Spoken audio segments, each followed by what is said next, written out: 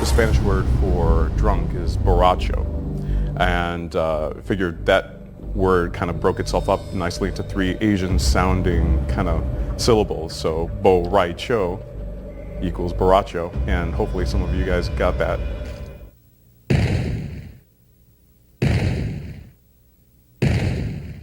He's one of my favorite characters. I know a lot of people think he's kind of silly with his drunken moves, but he's actually one of the most powerful characters in the game. He's actually one of our comic relief characters, you know, Johnny Cage, and Borracho's kind of the next one there. Just the idea of this guy who just looks out of control, like he's just trashed, but he's a great fighter, and he incorporates that into his fighting. Very deceiving as far as his opponents go. Borracho is the mentor of Shujinko, and so he has a very prominent role in deception. He was originally introduced in Deadly Alliance, and he was a fun character because he had this sort of jolly demeanor. He likes to drink, he likes to do his martial arts, and he likes to teach. He's a very likable character to me, and I kind of like the idea that, you know, Mortal Kombat now has a teacher. You know, most martial arts movies, there's always that, you know, old guy that the young guy learns from, and Borracho kind of fills that role for Mortal Kombat. Ed had wanted to have a character that is basically this slob. Like he pukes, he farts, he just, you know, has no sense of self-control. And the sound that Dan Forden came up with was so funny that we just had to get it into the game. Yeah, you know, that's one of the things that we put in the game that, you know, we thought that the humor would wear out, but apparently every time somebody on the team listens to it or hears that sound, it manages to get a giggle out of them.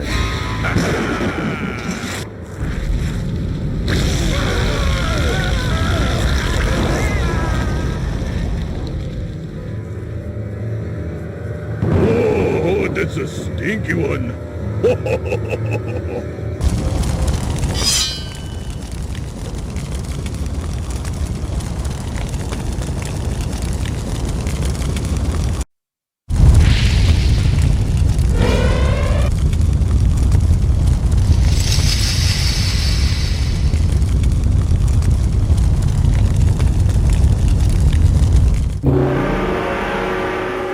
Sector and Cyrax were unique in that they were mechanical and they were robotic.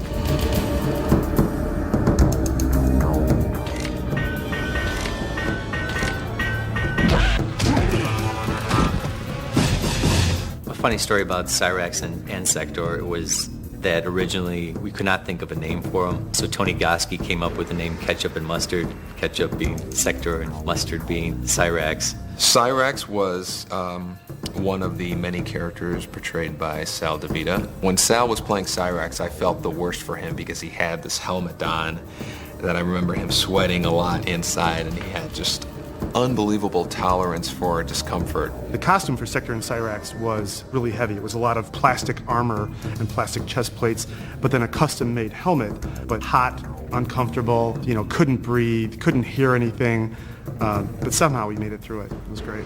Cyrax always had a lot of cool moves, a lot of cool gadgets. His chest opens up and bombs come out, nets come out. In Deadly Alliance, he had one of my favorite fatalities with the big claw, you know, slams the guy down.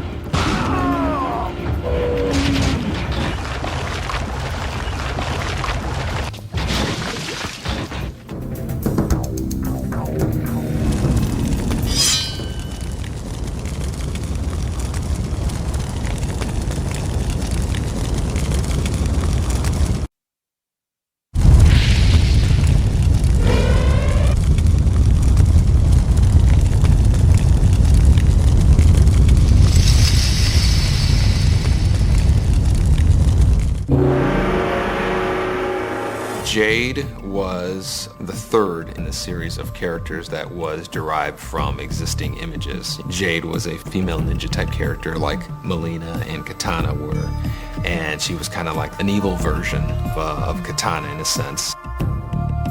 Jade is a childhood friend of Katana, which probably makes her thousands of years old, because Katana is thousands of years old.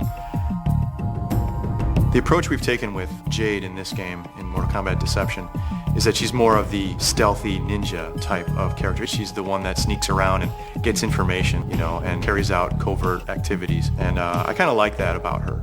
She's about getting things done, and she's very loyal. We wanted to give her something that separated her from Katana Molina, so we gave her the staff weapon that was her weapon in Mortal Kombat 3. Not many characters had weapons in Mortal Kombat 3. That was really what we wanted to do to separate her from Katana Molina.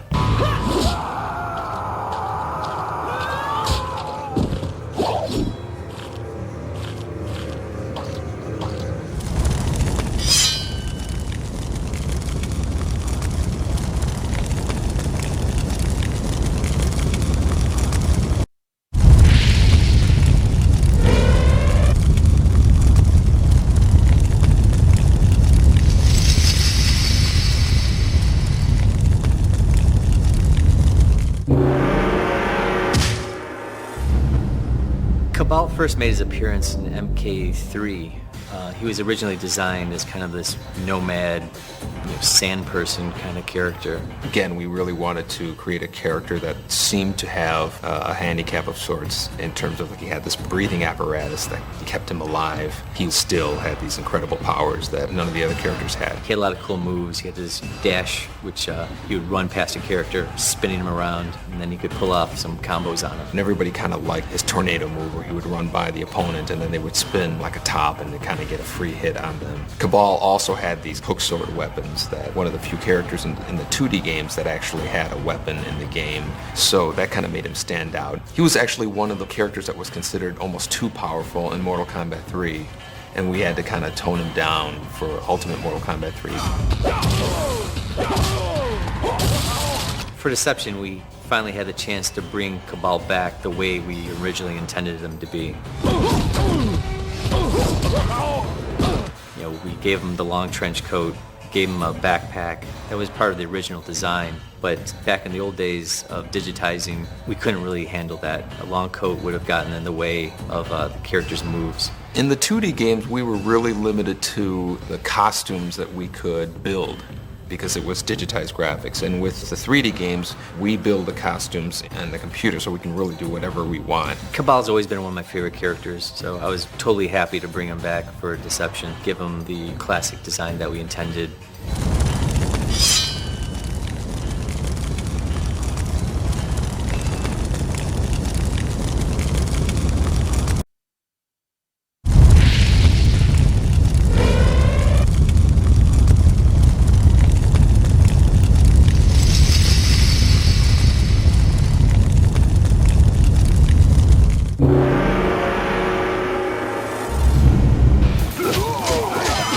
I believe Kenshi's name in Japanese means sword saint. His storyline from his past is that he used to travel Japan and challenge experienced swordsmen and warriors just to defeat them so he could become the best in Japan. Eventually he lets his ego get the best of him, and so Shang Tsung gets him to open up this tomb of Kenshi's ancestors, which blinds Kenshi. Shang Tsung then absorbs these warrior souls and becomes stronger, and he leaves Kenshi for dead. Kenshi then realizes what has just happened, and now he's got a vendetta against Shang Tsung. His sword that he finds there in the tomb is actually his ancestor's sword.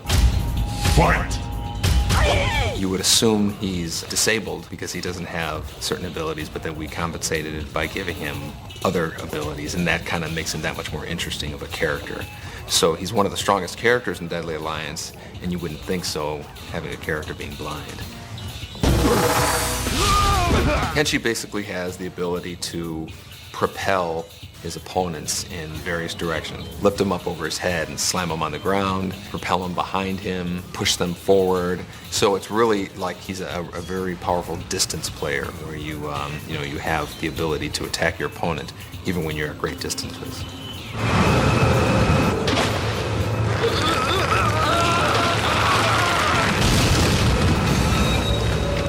Fatality.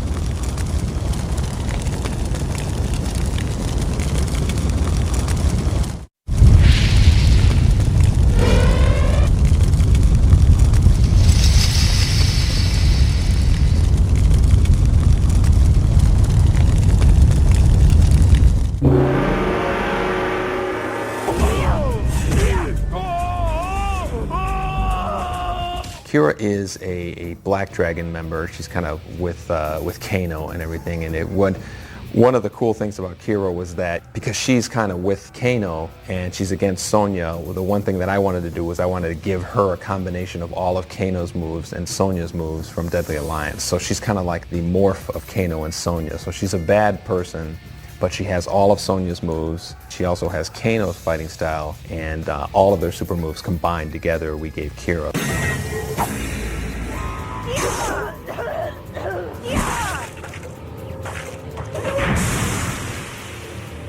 Kira has joined the newly reformed Black Dragon under the leadership of Cabal. She's kind of tough.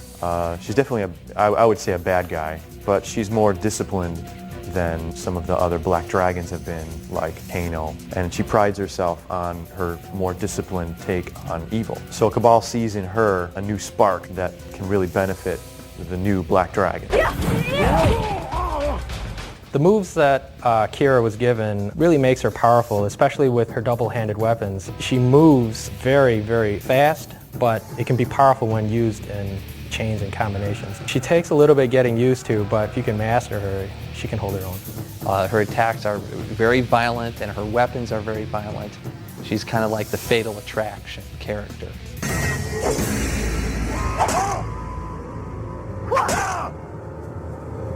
No!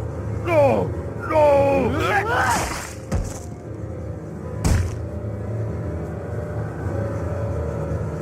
Kira wins.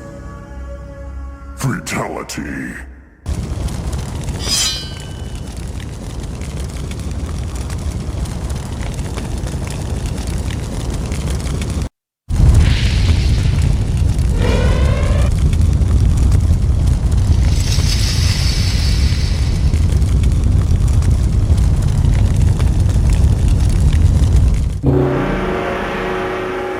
My name is Anthony Marquez, and I played Kung Lao.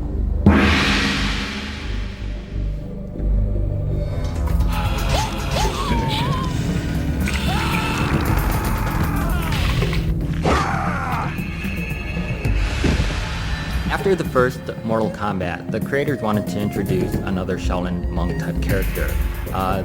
They had heard about me and I seemed right for the part. Tony was probably one of the best martial artists that we worked with. You could see his character, you know, the kicks are really high and they're authentic, so he lent it a lot just because of all of his experience with martial arts. So in terms of his attitude, the way he moved, the tilt of the hat, all of that stemmed from what I thought Kung Lao should be. The favorite part of my personality always stemmed from the hat. You put on the costume and you're still just a person in costume. But once that hat goes on, it's almost like being Clint Eastwood in an old Western movie with the brim of the hat hiding your eyes, and when you slowly tilt that head up, you know once you make eye contact, that's Kung Lao. It's no longer Anthony Marquez, it's Kung Lao.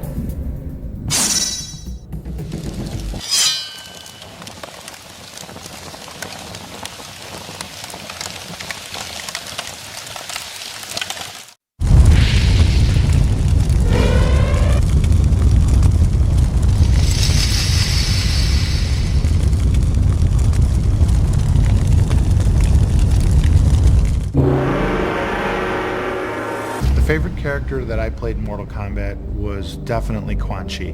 Do not fail!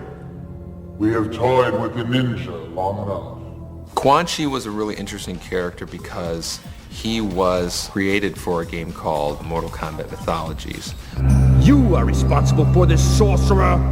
Which was an adventure game that was being produced at the same time as we were doing Mortal Kombat 4. And so we thought it would be interesting to have him make an appearance in Mortal Kombat 4 as well as Mythologies, even though those two games happen in completely different parts of the Mortal Kombat timeline. Quan Chi is one of the most mystifying characters to me. We really don't know what his origins are other than he's from the Netherrealm and he's part of the Brotherhood of Shadow. Who knows how old he is? You know, he could be as old as the Netherrealm itself. But he is definitely evil. He is definitely an evil guy. I think of him as the greatest sorcerer in the Mortal Kombat universe. I think of him as being even more powerful than Shang Tsung.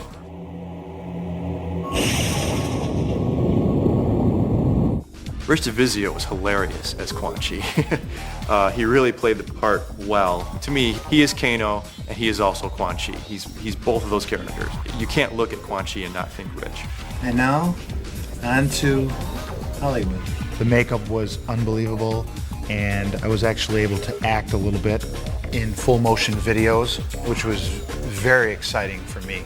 I remember that the impetus behind the cabinet design on MK4 was the reintroduction of the series back then. They wanted it to stand out in the midst of the arcades. As such, they wanted to push the sides as something that you could not miss. And so we did some shots in the studio, had Rich come in, put fire behind him, big old Quan Chi face, no one can miss it. And that's what ended up happening. The first time I saw myself on the side of the Mortal Kombat 4 arcade stand-up, I was just blown away. That chapter, Mortal Kombat 4, was the Quan Chi show in a sense. Do not fail.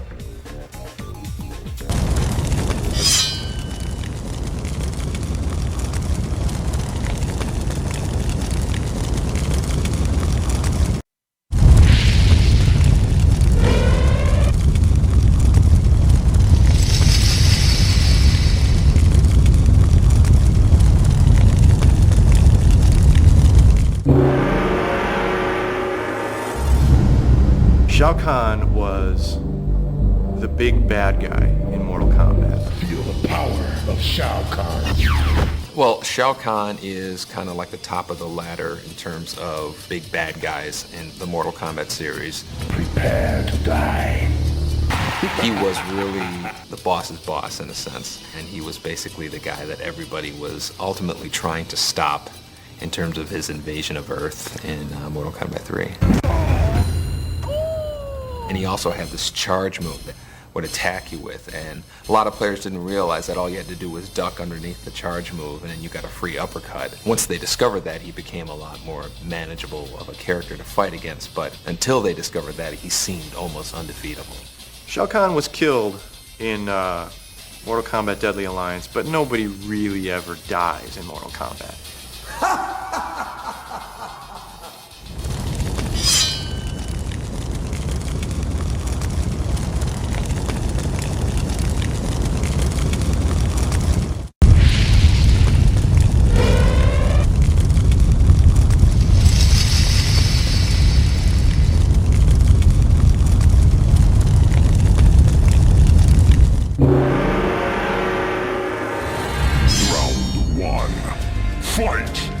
Ashra has always, for some reason, been associated as looking, people think she's a female Raiden, which was never the intention, but I think it's because she had the whole white garment on and a hat. Everybody associated her with female Raiden, which was wrong. She's probably one of the stronger characters in the game because she has a very large number of special moves. You know, she has probably one of the higher count of special moves than any of the characters in Deception.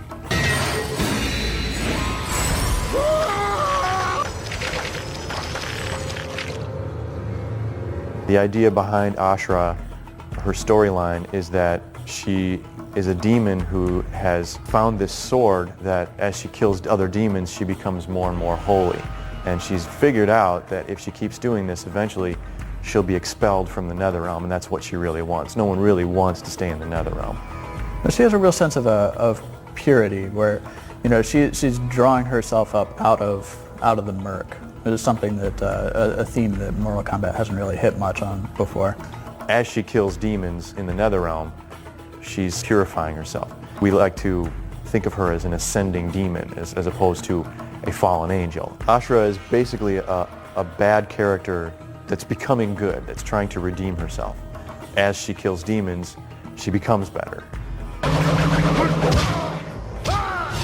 What I really enjoy is her magical abilities. When I'm playing with the Ashra character, she has the vertical spin, she has the horizontal spin where she comes directly at you. She can throw projectiles up in the air, which will come down on your head, as well as a close attack on you. So she has these varied special abilities that are magical kind of in nature, which really makes her fun to play. Of all the new characters in Mortal Kombat Deception, I suspect that Ashra will probably have the biggest impact. Her looks and her moves, I think she'll have the biggest impact in Deception.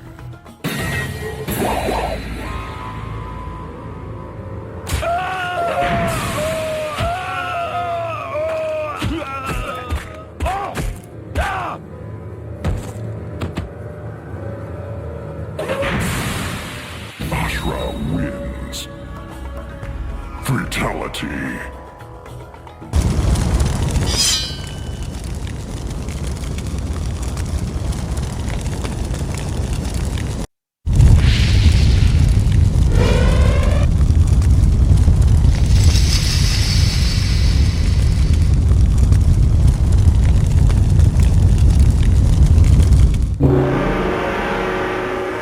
My name's Rich DeVizio, and I played Baraka in Mortal Kombat 2.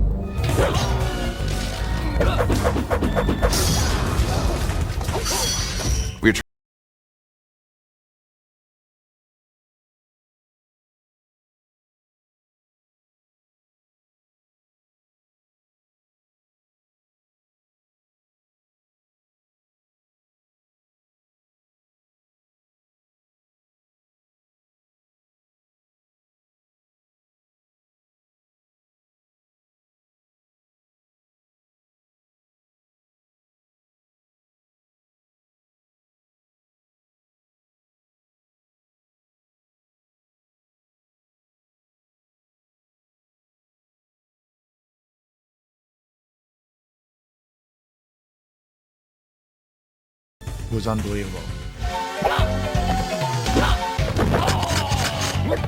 Baraka hasn't been in many Mortal Kombat games, but he's been a fan favorite for a long time.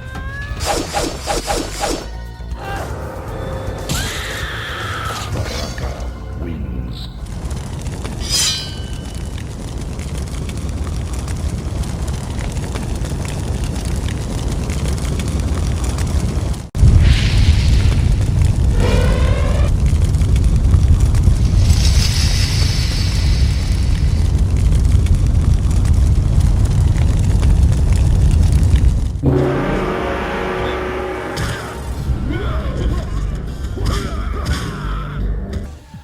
Darius was the last character that we came up with for Deception. He plays a little on the Chaos side with this new Chaos Order element that we have going in Mortal Kombat Deception. He is from Hotaru's realm of order, but he's the leader of the resistance movement. Finish him.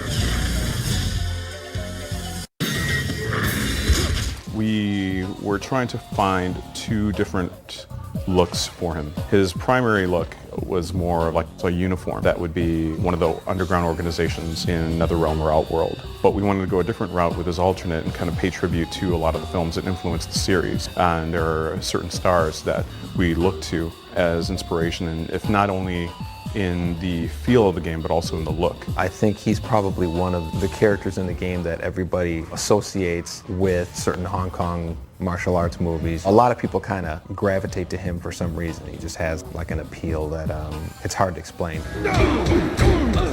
I'd like to see Darius in some future Mortal Kombat games. I think he's a cool looking character. I like his look. You know, I hope he comes back, and I hope we can do something with him in the future. He is also another unique character where the more you play, the more and more you like the character, especially when you start beating the people with his built-in weapons and his weapon stance. He's kind of more of like an Americanized, less Japanese fighting characters. And then he's got these kind of gauntlets on him, which, you know, I don't think any characters really had anything like that. Just lean and mean, aggressive style.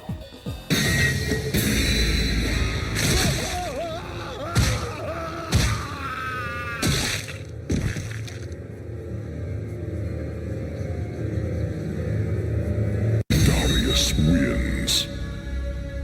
Fatality.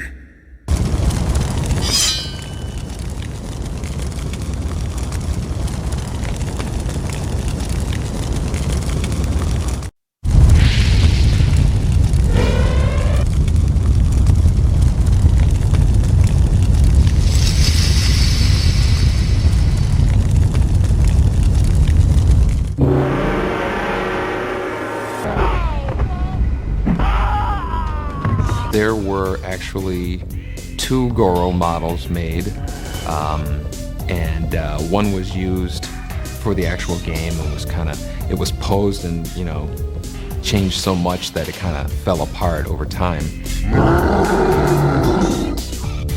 And I have one of the original Goro models that's stashed away at home.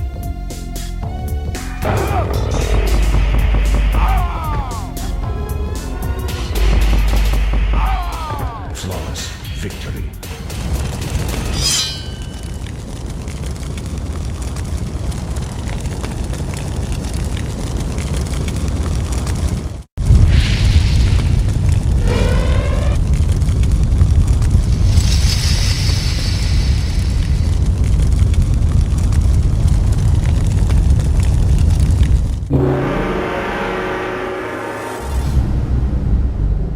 Hotaru's mission is to keep order at any and all costs.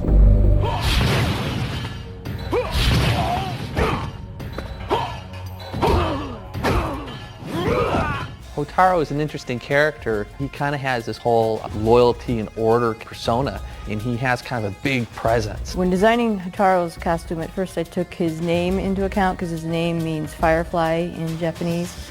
So we went off in like this bug-like direction, but ended up with more of like a hard shell armor that was less bug-like and more warrior-like. So with Hotaru and Havoc, we wanted to try, what about chaos and order?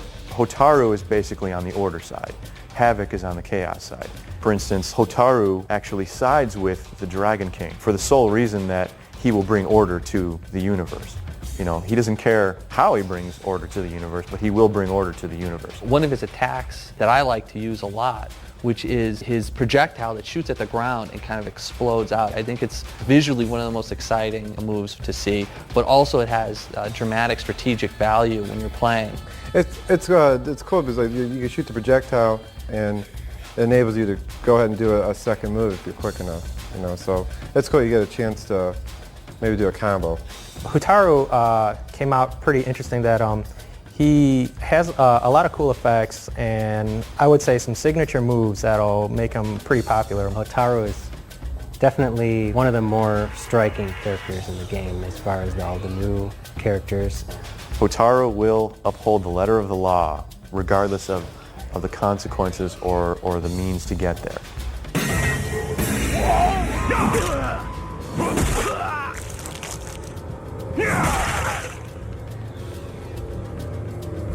Hotaru wins. Fatality.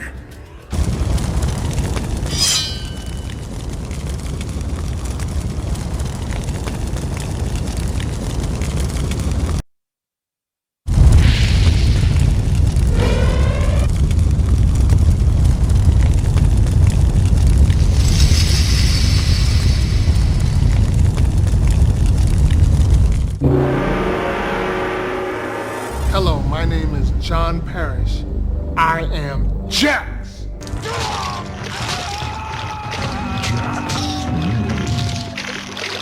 Fatality.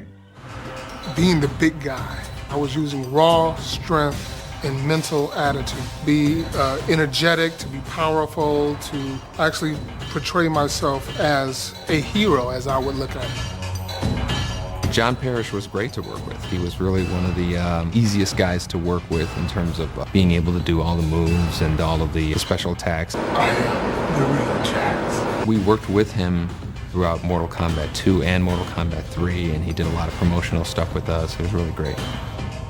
When he first put the makeup on my arms, it took him 6 hours to do total.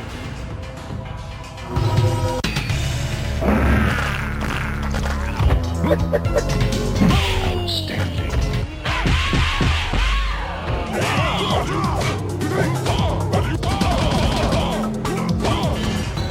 Actually, it feels great to be part of the Mortal Kombat legacy.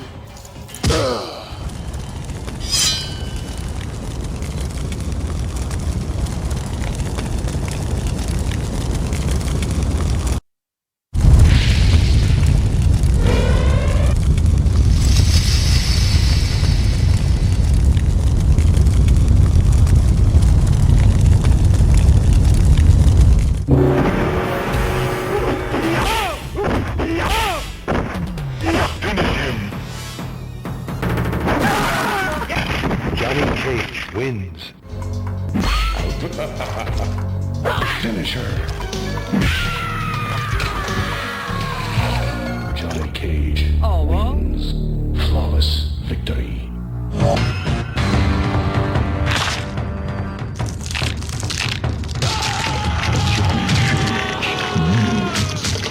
Fatality.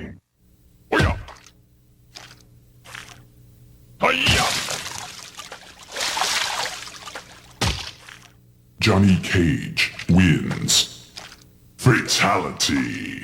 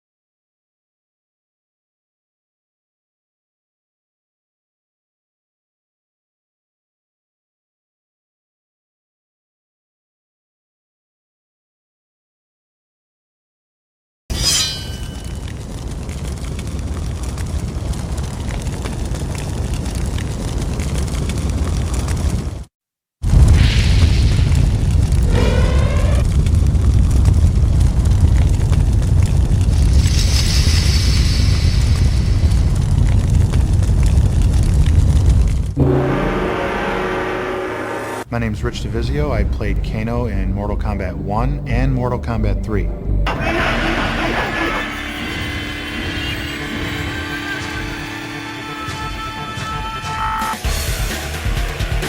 We wanted to make a guy who was kind of half cyborg, half human, and so we put this metal plate on his face.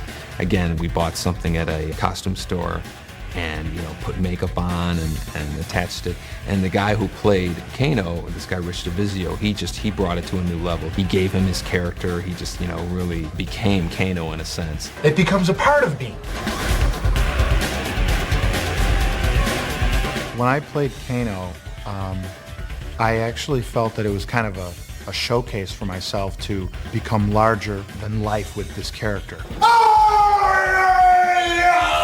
I really believe that I can be this guy, and it worked out very well. It's not hard for me to embrace a character and become it.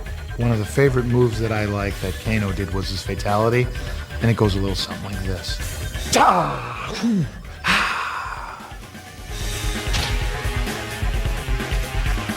Kano wins!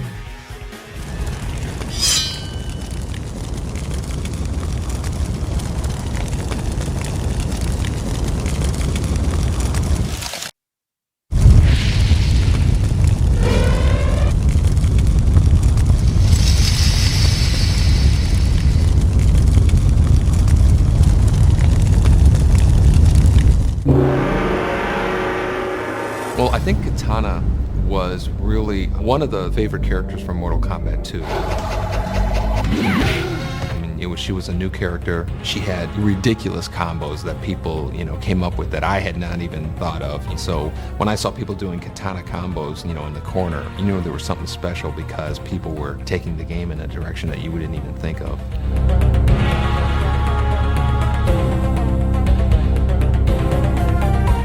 Well, Katana was similar to Melina in that had a limited amount of memory than the Mortal Kombat 2 machine, and we wanted to get 12 characters out. So Katana and Melina are really kind of the female version of Scorpion and Sub-Zero. Katana wins. Flawless victory.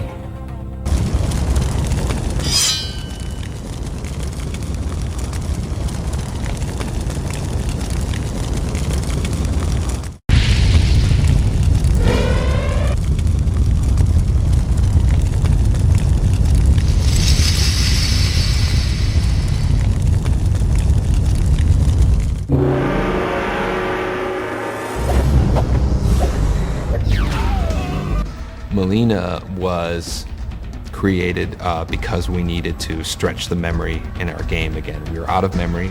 We had a cool female character in Katana, and we wanted to kind of double up on that and give her, special moves, make an anti-Katana in a sense. And so that's kind of where Melina came from.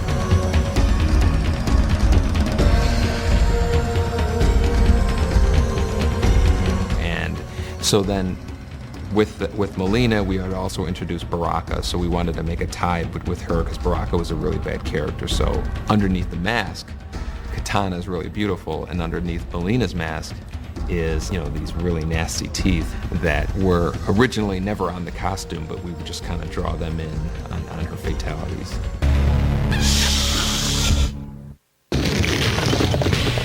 Melina wins.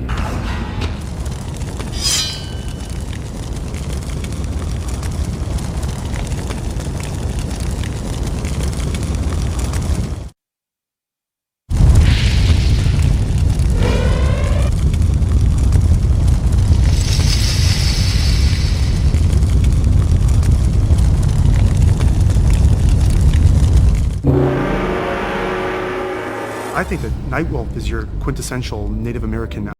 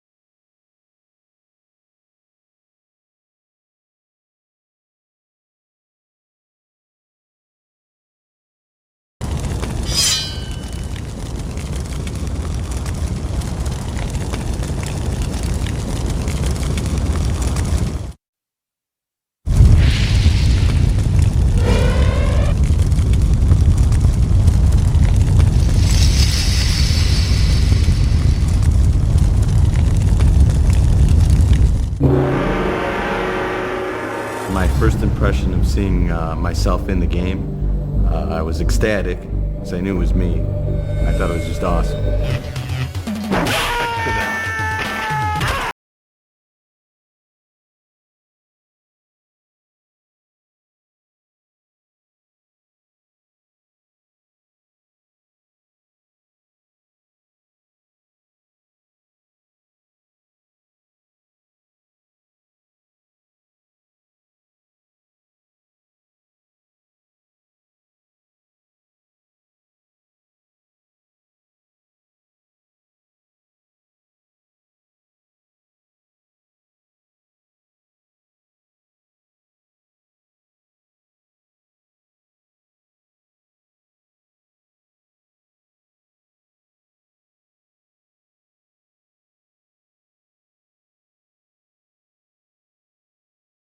Now, I'm wearing this hat.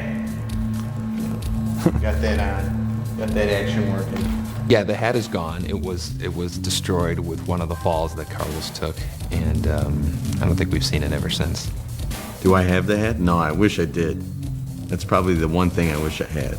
I feel really thankful to be part of the Mortal Kombat legacy, and it's changed my life incredibly.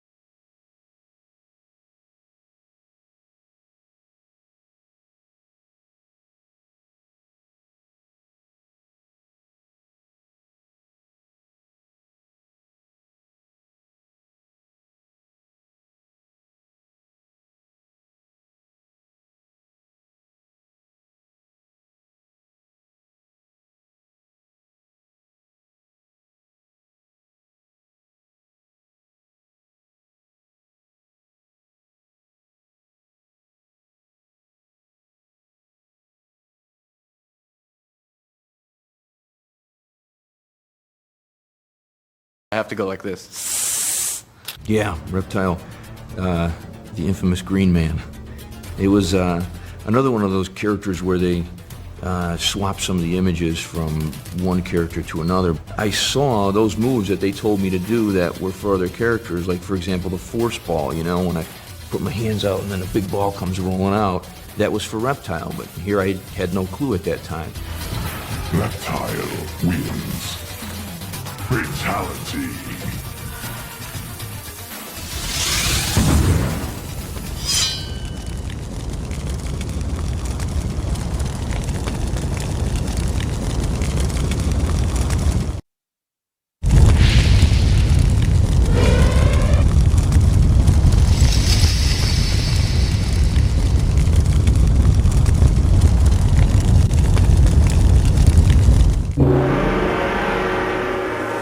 Yeah, Scorpion's always been my favorite character, and he still is to this day.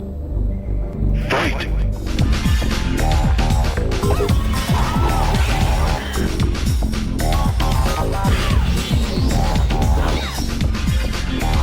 Playing Scorpion's cool. I mean, you get to be kind of just a little bit crazy, a little bit nuts. You know, it's like you're a ninja. How cool is that? I've played him in Sub-Zero mythologies. I did some motion capture for Scorpion, and I played him during some of our live events for Mortal Kombat. I am Scorpion. You killed me in cold blood. As a player, if I get a chance, I'll always pick Scorpion. This whole play style, it just kind of suits my style of gameplay. I'm proud to have been part of the Scorpion legacy throughout the years. The spear move has always been one of my favorite moves in all the Mortal Kombat games, and I don't think we've ever been able to top it. Get over here!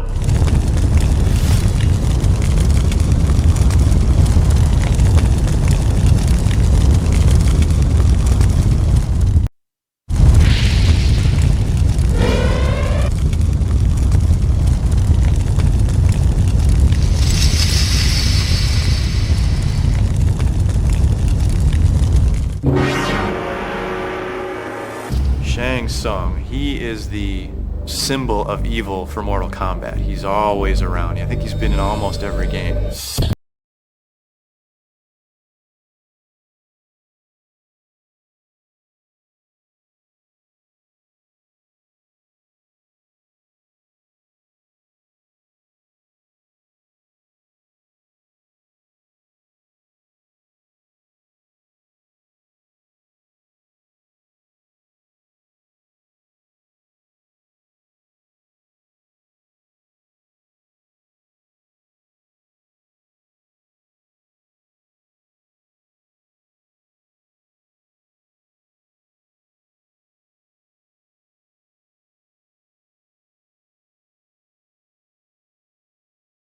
And through the Mortal Kombat tournament, he was going to do it. Shang Tsung was probably one of my favorite characters in the series. He always kind of had the sinister edge, more so than some of the other characters, a bit more regal kind of feel, and that's what I tried to capitalize on in redesigning him for Deadly Alliance. In Mortal Kombat Deadly Alliance, Shang Tsung teams up with the sorcerer Quan Chi, and the both of them not only kill Liu Kang, but they kill Shao Kahn as well.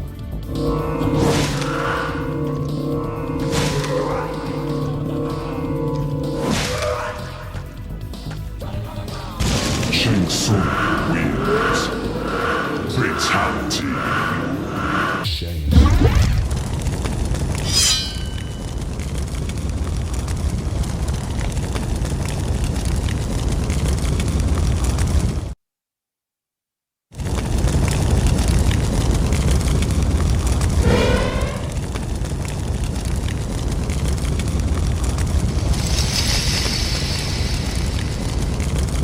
This place, it feels dark. As dark as every heart that inhabits it. Shujinko is kind of our next generation Liu Kang. Through the conquest mode, you learn about Shujinko's past.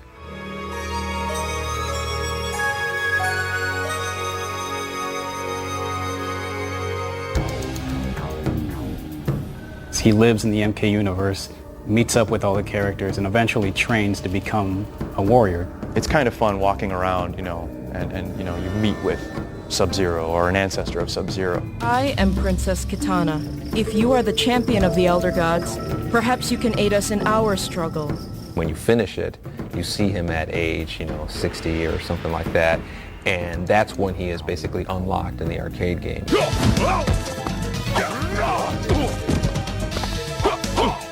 Shujinko wins. Everything from, 20-year-old Shujinko up to old man Shujinko is voiced by Max Crawford. Younger Shujinko is just a little variation of my actual voice. Good to see you again, Damashi. It was fun doing the old man. Oh, Master Boraicho, crack the dojo window.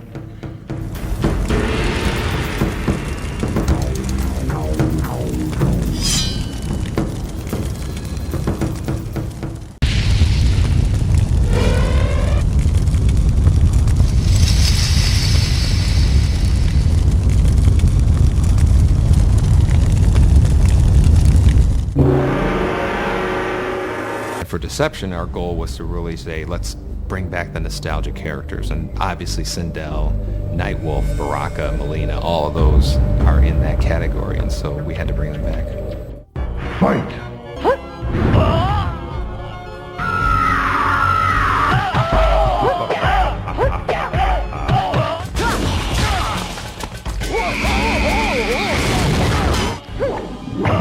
The wig that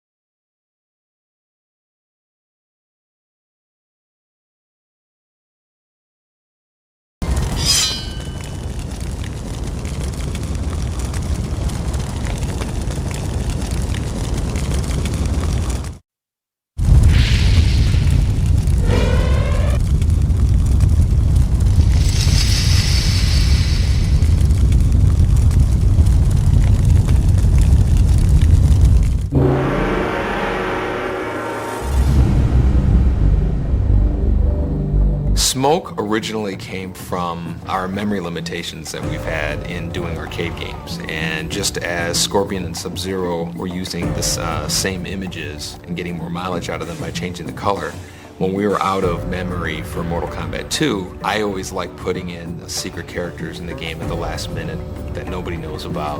That was kind of like the origin of Smoke and Jade, where they were, just kind of like the alternate colored versions of Sub-Zero and Melina and Katana.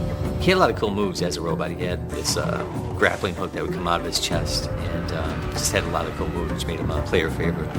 We brought Smoke back for Deception just because people have been asking about him for a while now. It was funny because a lot of fans like the ninja version, a lot of fans like the robot version, so we thought it would be a good idea to bring back both. Every one of our characters in Deception has kind of two costumes, and so for Smoke we decided we're going to have him be a normal ninja like people had seen him before in Mortal Kombat 2, and then also his Mortal Kombat 3 persona, which is kind of like the cybernetic ninja. Players can pick which one they want to play as.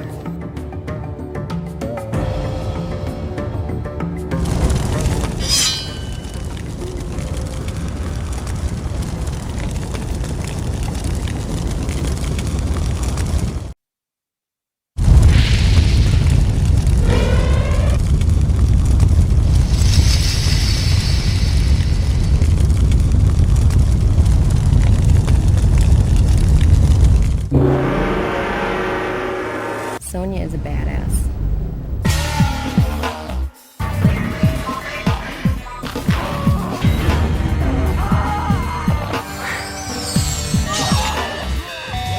Carrie was easily one of the best people we've worked with in terms of actors playing the characters.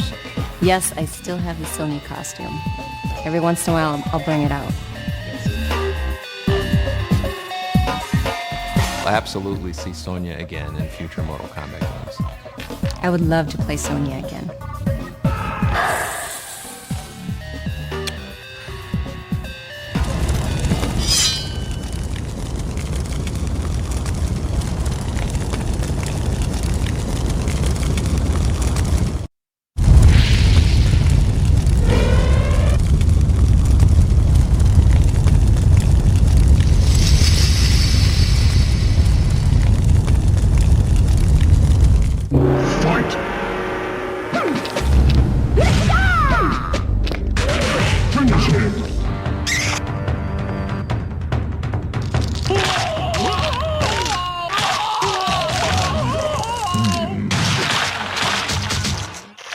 Fatality.